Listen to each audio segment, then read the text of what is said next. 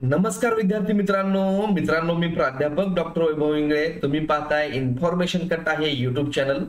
मित्रांनो, LLB 3 year असेल, 5 year असेल किंवा BEd असेल, रजिस्ट्रेशन फॉर्म भरला म्हणजे आपलं काम संपलं असं नाही. फक्त रजिस्ट्रेशन फॉर्म भरला म्हणजे विद्यार्थ्यांना कॉलेज अलॉट होईल असं नाही. तर काही गोष्टींची काळजी घेणं, फॉलोअप घेणं गरजेचं आहे. आणि या आवश्यक गोष्टी काय आहेत याचीच माहिती आजच्या आपण या व्हिडिओमध्ये घेणार आहोत. मित्रांनो, व्हिडिओ सुरू करण्यापूर्वी चॅनलला नवीन असाल तर सबस्क्राईब करून घ्या.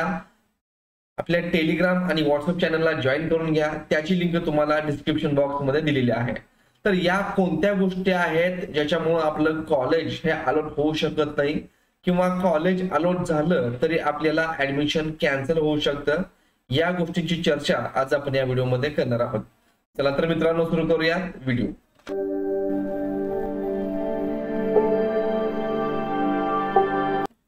मित्रांनो, LLB 3 इयर्सच्या वेबसाईटला आपण आल्यानंतर इन्फॉर्मेशन ब्राउचर हे तुम्हाला इम्पॉर्टंट डॉक्युमेंट मध्ये पाहायला मिळेल.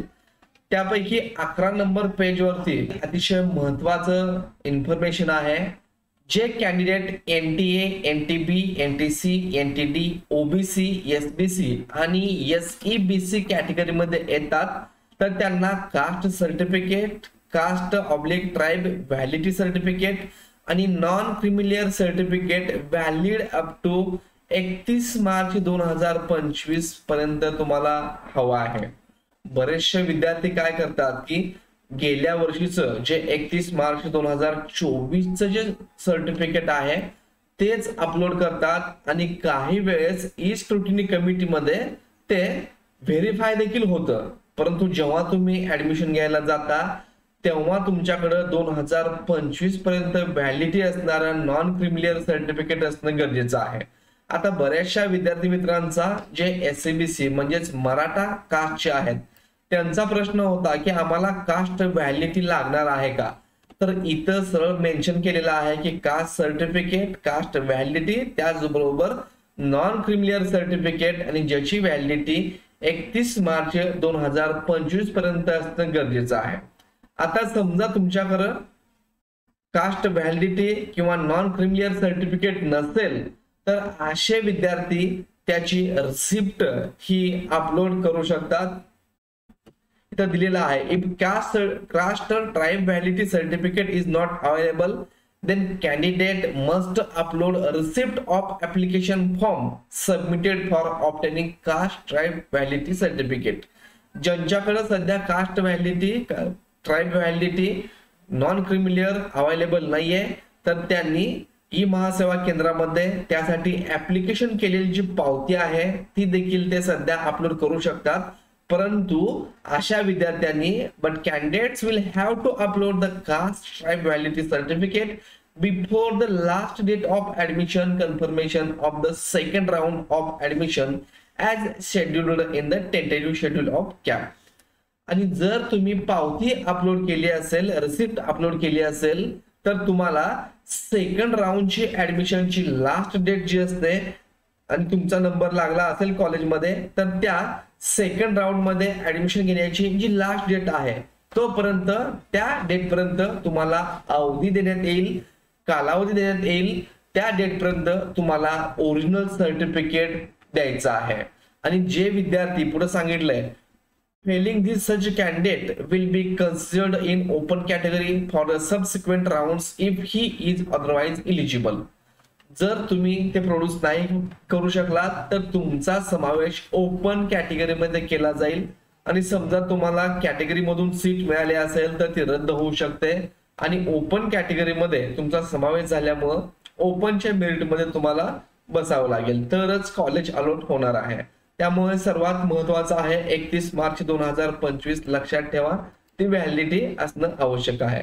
आता candidates belonging to SC ST category, आता जे विद्यार्थी SC ST कॅटेगरी मध्ये आहेत त्यांना देखील caste certificate, caste validity certificate हे ऑनलाईन अपलोड करणं गरजेचं आहे.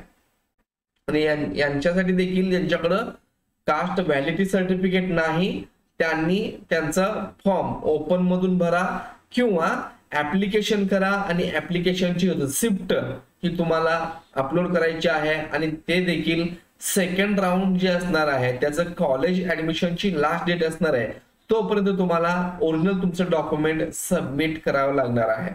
समजा तुम्ही फर्स्ट राऊंड मध्ये तुम्हाला ऍडमिशन मिळालं SC ST कॅटेगरीच्या कॅन्डिडेट्सना आणि ते जर त्यांचं व्हॅलिडिटी सर्टिफिकेट त्यांचं रिजेक्ट झालं किंवा ते सबमिट करू शकले नाहीत सेकंड राऊंडच्या ऍडमिशनच्या लास्ट डेट पर्यंत तर त्यांचं ऍडमिशन कॅन्सल होऊ शकतं आणि नंतरच्या राऊंडसाठी त्यांना ओपन मध्ये त्यांचा समावेश केला जाऊ शकतो.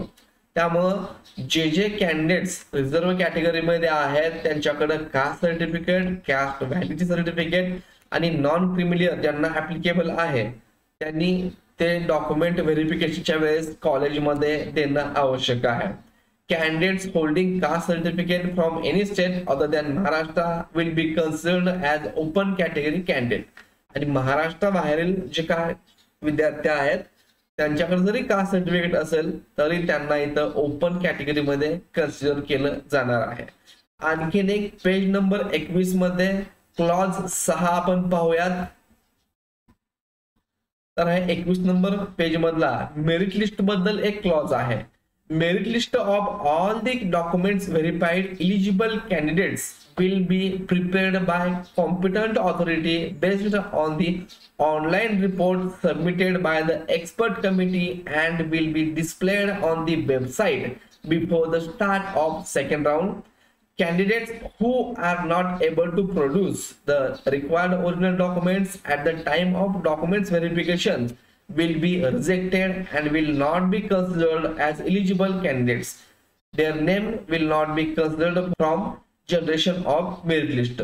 तर ज्या विद्यार्थ्यांचं डॉक्युमेंट व्हेरिफिकेशन हे झालेलं नाही किंवा ज्या विद्यार्थ्यांनी करेक्ट असे डॉक्युमेंट व्हॅलिडिटी सर्टिफिकेट अपलोड वगैरे केलं नसेल 2025 पर्यंत नॉन क्रिमिलियर अपलोड केलं नसेल तर त्यांचा समावेश मेरिट लिस्ट मध्ये होऊ शकणार नाही. मित्रांनो असं जर तुमचं ऍप्लिकेशन फॉर्म कन्फर्म आणि डॉक्युमेंट व्हेरिफिकेशन व्हेरीफाईड आला असेल तरच तुमचा फॉर्म हा ओके आहे असं समजा. एखादं डॉक्युमेंट रिजेक्ट झाला असेल तर इथं व्हेरीफाईड तुमचं येणार नाही. तर आपले संपूर्ण डॉक्युमेंट्स व्हेरिफाईड झाले आहेत का किंवा एखादं डॉक्युमेंट रिजेक्ट झालेलं आहे का ते पाहण्यासाठी तुम्हाला इथं चेक डॉक्युमेंट व्हेरिफिकेशन स्टेटस यावरती क्लिक करायचं आहे आणि इथं जर सर्व डॉक्युमेंट व्हेरीफाईड असेल तर तुमचं final status document verification successful किंवा व्हेरीफाईड असेल. पण समजा तुमचं इथं एखादं कास्ट सर्टिफिकेट नाही आहे किंवा कास्ट व्हॅलिडिटी तुम्ही चुकीची अपलोड केलेली आहे जुनी म्हणजे गेल्या वर्षीची 2024 पर्यंत व्हॅलिडिटी असणार तुम्ही कास्ट व्हॅलिडिटी किंवा नॉन क्रिमिलियर सर्टिफिकेट अपलोड केलं असेल तर इथं तुम्हाला कमेंट जे आहे तिथं दिसेल की upload the correct document or upload the non-criminal up to 31st March 2025 validity. तर ते तुम्हाला इथं परत एकदा अपलोड करण्याचा ऑप्शन तुम्हाला दिसणार आहे. तर जे डॉक्युमेंट तुमचे रिवर्ट झाले असतील किंवा काही विद्यार्थ्यांचा प्रॉब्लेम कुठे येतो तर या ठिकाणी ग्रॅज्युएशन आणि पोस्ट ग्रॅज्युएशन इथं कन्व्हर्जन सर्टिफिकेट व्यवस्थित अपलोड झालेलं नसतं तर त्यांचा फॉर्म तो डॉक्युमेंट रिवर्ट होतं आणि अशा विद्यार्थ्यांना इथं कमेंट मध्ये काही इन्स्ट्रक्शन असतात.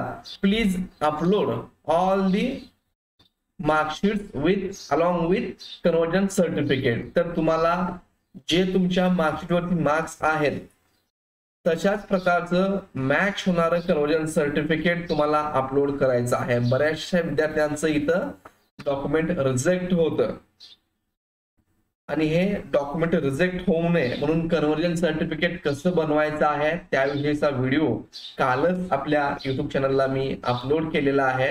त्याची लिंक मी तुम्हाला डिस्क्रिप्शन बॉक्स मध्ये दिलेली आहे. तो एकदा व्हिडिओ पाहून घ्या.